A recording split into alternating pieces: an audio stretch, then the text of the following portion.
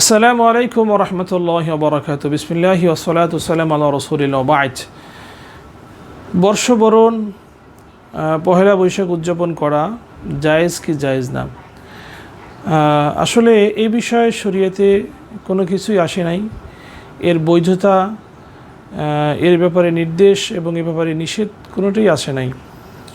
তার মানে বোঝা যায় যে এই বিষয়টা হলো একটি মুবাহ বিষয়, অর্থাৎ যে বিষয়ে কোনো নিষেধাজ্ঞা নেই। যেহেতু নিষেধাজ্ঞা নেই সেহেতু এটা বৈধ বা করার অনুমোদন আছে, করা যায়।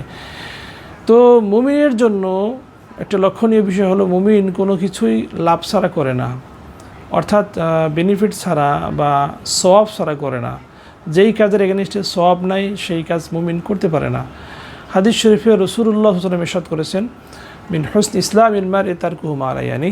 একজন মুসলমানের ইসলামের মধ্যে সৌন্দর্য হলো যে সে অপ্রয়োজনীয় কাজকে বর্জন করবে, ছেড়ে দিবে। আর আল্লাহ সুবহানাহু ওয়া তাআলা ইরশাদ করেছেন, কদ আফলাহাল মুমিনুন, যে মুমিন, ওই সমস্ত মুমিনরা সফল হয়েছে। এই সফল মুমিনদের একটি তালিকা আল্লাহ পাক এই আয়াতগুলোর মাঝে বলেছেন।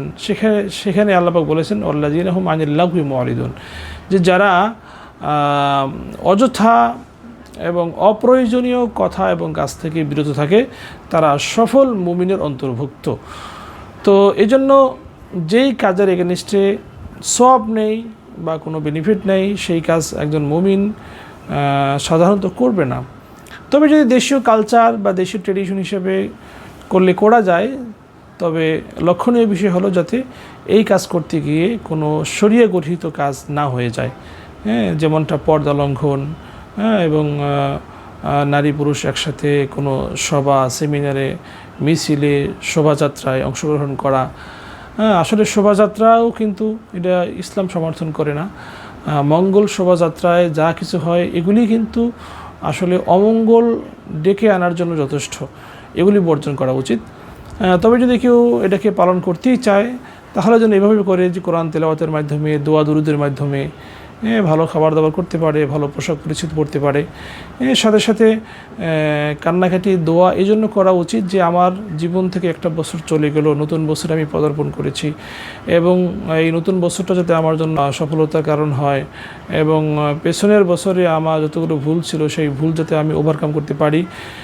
এবং আল্লাহ সুবহানাহু ওয়া তাআলার কাছে দোয়া করা উচিত, আল্লাহ পাক যেন আমাদেরকে আরও বেশি হায়াত দান করেন। এবং আমি তো একটা বছর অতিবাহিত হওয়ার কারণে আমরা কিন্তু পরকালের দিকে এগিয়ে গেলাম, দুনিয়া ছোটো হয়ে গেল। এই বিষয়টাও আমাদেরকে ভেবে চিন্তে দেখা উচিত যে আমরা এই বছর বরণ ক্ষেত্রে আমরা কি করব।